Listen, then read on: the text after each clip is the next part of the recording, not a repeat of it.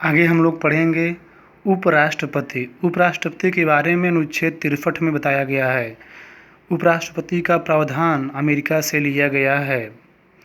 उपराष्ट्रपति का चुनाव कैसे होता है? चुनाव राज्यसभा प्लस लोकसभा के सभी सदस्य भाग लेते हैं, अर्थात इनका भी चुनाव समानुपातिक प्रतिनिधित्व एकल मत संख्यानुपाती पद्धति द्वारा होता है।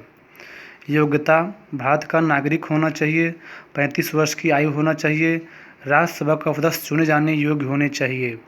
शपथ राष्ट्रपति के सम्मुख ग्रहण करते हैं। इनका अवधि या कार्यकाल 5 वर्ष। इससे पहले राष्ट्रपति को त्यागपत्र दे सकते हैं। संसद के दोनों सदनों में साधारण बहुमत से पारित प्रस्ताव द्वारा उपराष्ट्रपति को हटाया जा सकता है। वेतन 4 लाख रुपये प्रति माह। आगे पढ़ेंगे। भारत के प्रथम उपराष्ट्रपति डॉक्टर एस राधाकृष्णन थे। इनको दार्शनिक राष्ट्रपति के रूप में भी जाना जाता है। इनके उपलक्ष्य में ही 5 सितंबर को शिक्षक दिवस मनाया जाता है, या इन्हीं को आधुनिक भारत में दर्शन के जनक के रूप में जाना जाता है। ऐसे उपराष्ट्रपति का नाम बताइए जो निर्विरोध चुने गए। पहला doctor S Radhakrishnan, Mohammad Hidayatullah, doctor Shankar Dayal Sharma. अनुच्छेद 63 बाद का एक उपराष्ट्रपति होगा बताया गया। अनुच्छेद 64 में बताया गया है राज्यसभा का पदेन सभापति उपराष्ट्रपति होगा। कार्य एवं शक्तियाँ राज्यसभा का संचालन करना। अनुच्छेद 65 राष्ट्रपति के अनुच्छेद में उसके कार्य करना। आगे नोट। जब उपराष्ट्रपति राष्ट्रपति के रूप में कार्य करते हैं तो सभी विशेषाधिकार राष्ट्रपति के रूप में प्राप्त करते हैं।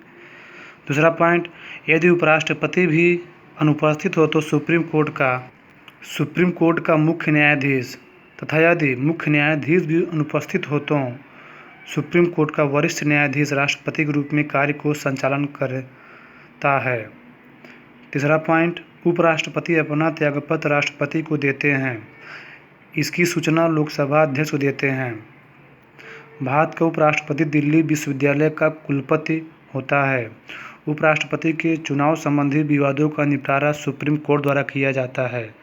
उपराष्ट्रपति को अपने कार्यकाल की समाप्ति से पूर्व पद से हटाने का अधिकार संसद को है। विशेष बिंदु राष्ट्रपति और उपराष्ट्रपति से संबंधित। राष्ट्रपति का अभिभाषण केंद्रीय मंत्रिमंडल द्वारा तैयार किया जाता है।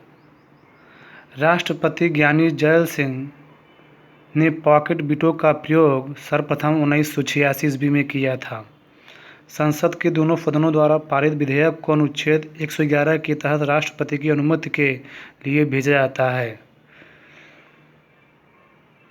किसी न्यायाधीश को एक न्यायालय से दूसरे न्यायालय में भेजने का अधिकार राष्ट्रपति के पास है। राष्ट्रपति पर महाभियोग का आरोप संसद के किसी सदन द्वारा लगाया जा सकता है। राष्ट्रपति राजसूची से संबंधित विषयों पर अध्यादेश नहीं जारी कर सकते हैं। यह प्रावधान अनुच्छेद 123 में है। भारतीय संघ के राष्ट्रपति के पास वही संवैधानिक अधिकार है जो ब्रिटिश राजा या रानी के पास है। संघ लोक सेवा आयोग के किसी सदस्य को राष्ट्रपति द्वारा हटाया जा सकता है। दहेज निषेध विधेयक 1959 ईस्वी में विचार विमर्श करने के लिए राष्ट्रपति ने पहली बार दोनों की संयुक्त बैठक बुलाई। राष्ट्रपति का वेतन आयकर से मुक्त होता है।